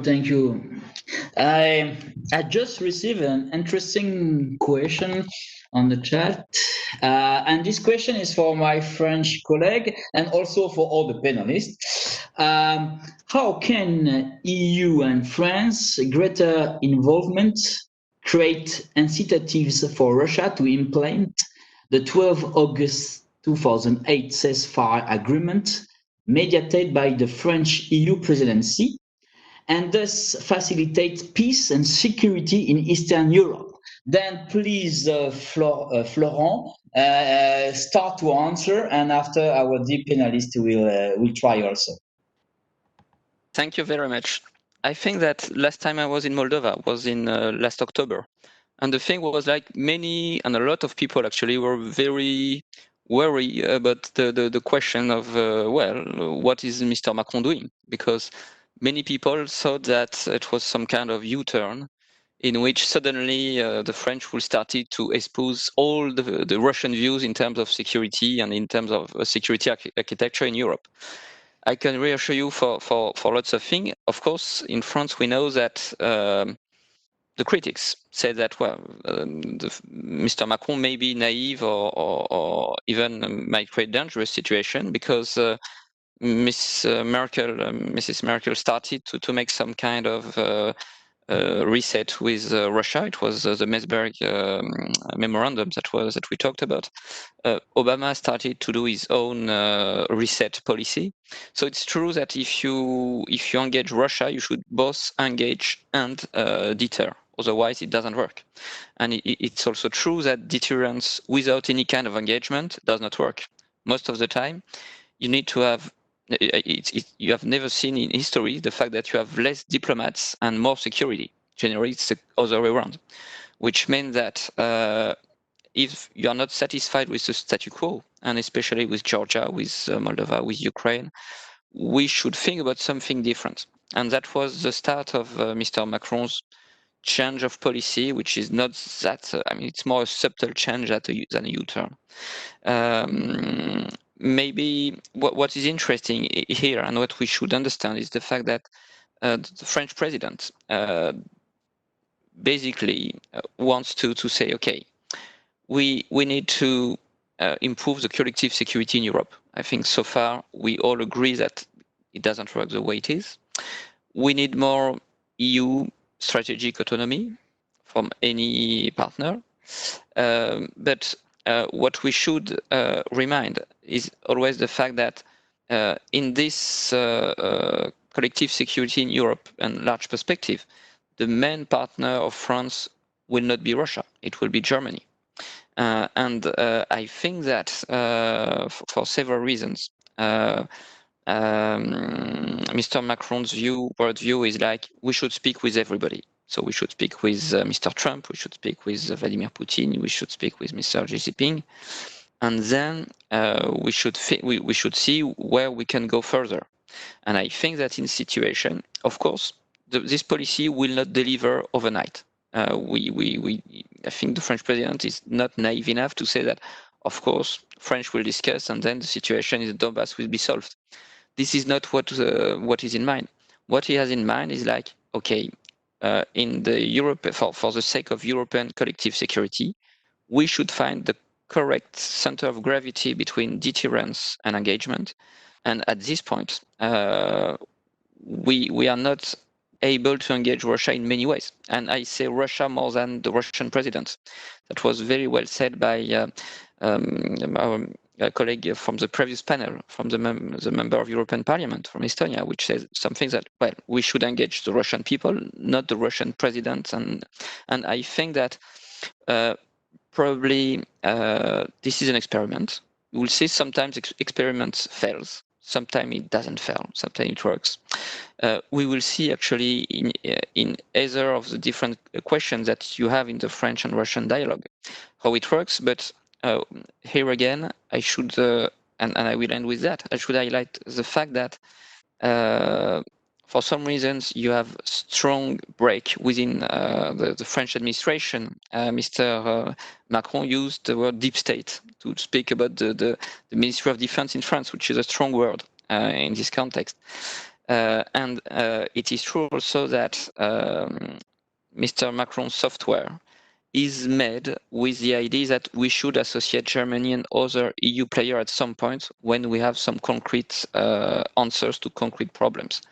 So the good thing is that France is now more involved in this part of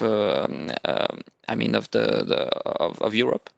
And the good thing is that he also has in mind, like his foreign minister, Mr. Jean-Yves Le Drian, knows that we have some helps from our Georgian friends in Africa. And I think that's something which is very much valued in the French strategic security services. So, I mean, to put it in a nutshell, the French presidency has tried to engage in some way Russia and the Russian president. We will see where it will lead us, but the reality is that we are coming. I mean, we'll have more interest in the Eastern partners with this kind of dialogues than without this kind of dialogues. So I think it's good news.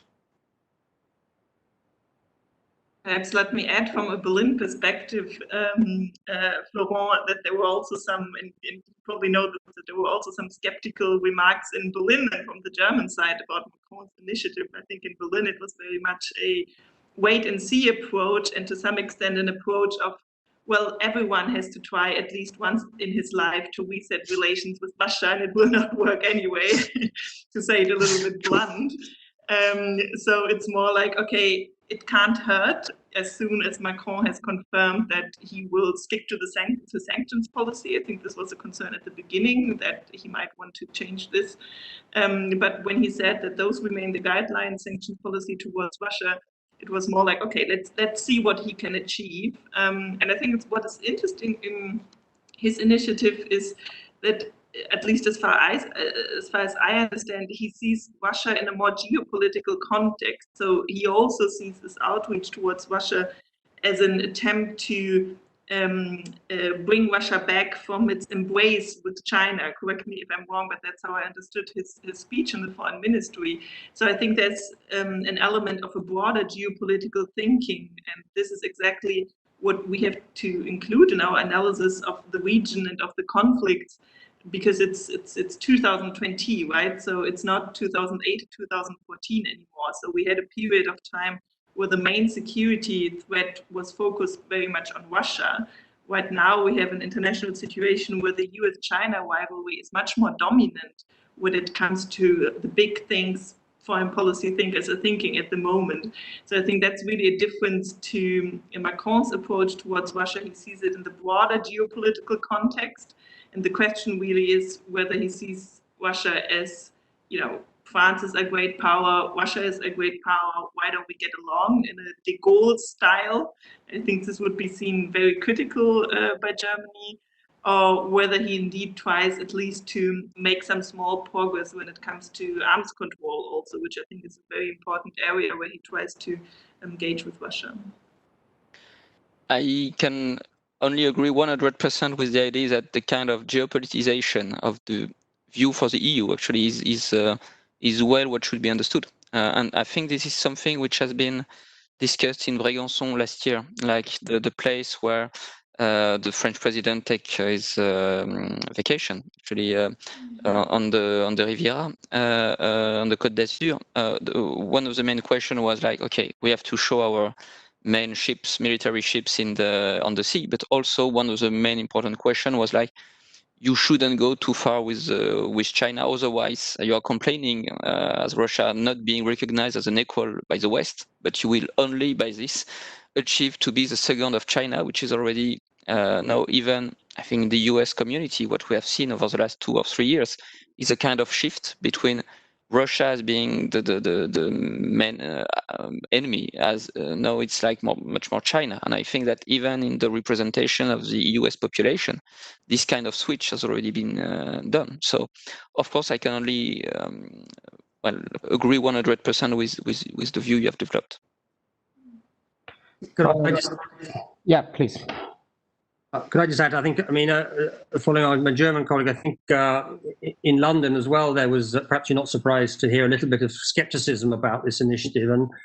And while I think you're right that there was a welcoming of raising this issue of the geopolitical challenge of the Russia-China relationship, at the same time, there was felt to be a danger. This, of course, plays into what Russia has advocated for many years, which is that you should have great powers convening together to sort of divide up the world amongst them. And that, of course, is very much a spheres of influence policy. And the fact that there wasn't really a context for President Macron's discussion of what exactly is the carrot to Russia that would be on offer to break this relationship between Russia and China, other than, of course, what Russia has been demanding for many years, which is this special role in what it regards as its neighborhood.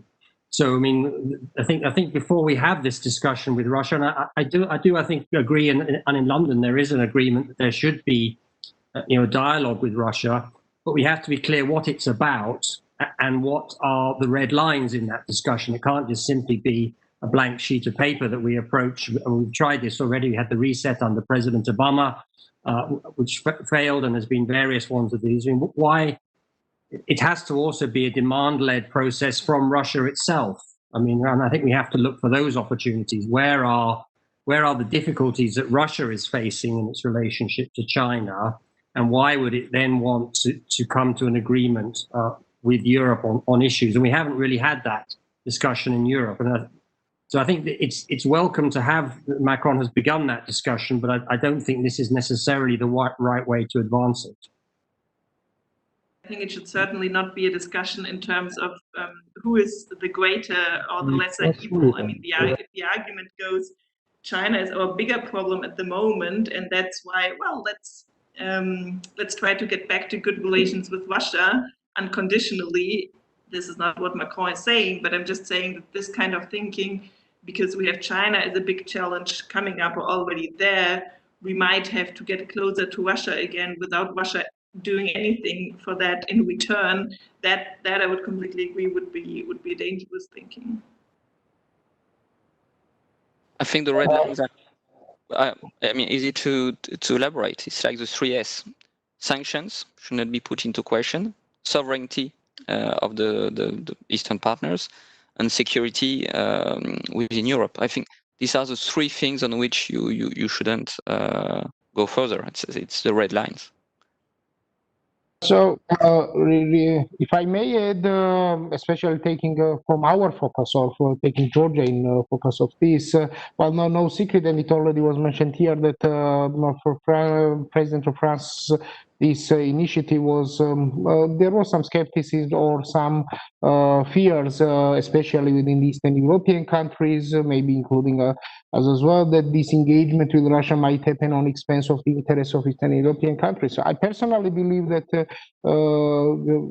this engagement will not be, of course, on expense of us. Even more, I might see some opportunity as well in this engagement, and just want to remind you that France has a very special role in our in our conflict, and a very special role it took in 2008 when the ceasefire agreement was mediated by the French presidency of European Union. So what I want to say is that the obligation Russia took, it was not only obligation towards Georgia, and it willingly signed the ceasefire agreement, but it was an obligation taken towards the European Union and France as president of the European Union at that time. So, and returning why I see it as an opportunity, because if it is about the negotiation process and engagement with Russia, of course we expect, and that's how I see it, will be that Russia will, one of the things of this engagement and talking with Russia will be implementation of its obligations it has, and otherwise you are, well, you know Russians, not only us, but you also know Russians. If they are allowed to think that they can tear up the papers they signed, or they can, if they are allowed to think that they cannot honor their obligations, then they will do the same after the other agreements. So that's where I see the opportunity that this engagement would be about the implementation of Russia's obligations as well.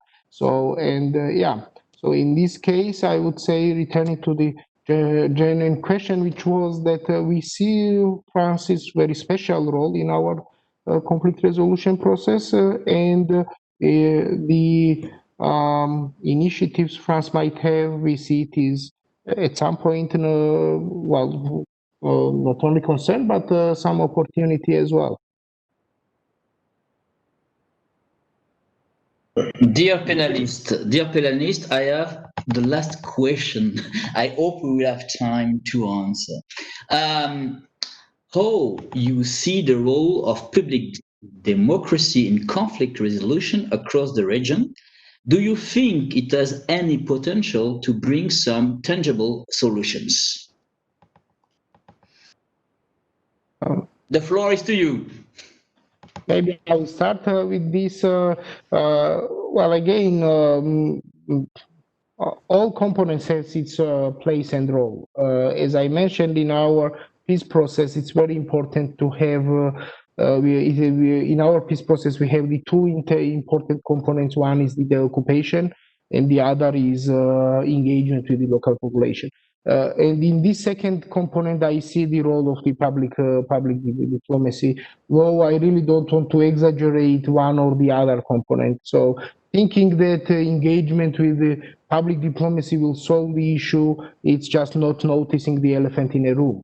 And as well as vice versa, dealing only with the security issues, Russian occupation forces, Russian regimes there, is not noticing some humanitarian aspect of the issue. So all components has its role, and I would say that public diplomacy has very important role, but it's one of the component among the others, and among a lot of other components for the conflict resolution process, and maybe not the first one, unfortunately, where we have to start. The other panelists, do you have some answer to this last question of our conference about public diplomacy? Maybe you, Florent?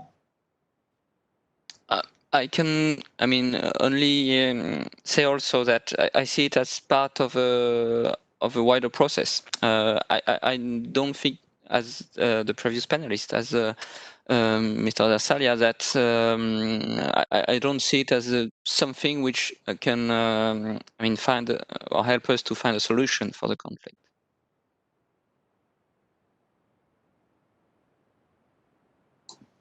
And from our German and UK friends, do you have some reaction about public diplomacy in the conflict in general? I mean, I would agree with the person who asked the question not to underestimate the role of public diplomacy. I mean, to quote, I think it was General Petraeus who said it in a different context, you need to win the hearts and minds, right? So this should always be something which is which should be embedded in a broader strategy, but which should still play an important role. I mean, I could just quickly add. I mean, I think it's.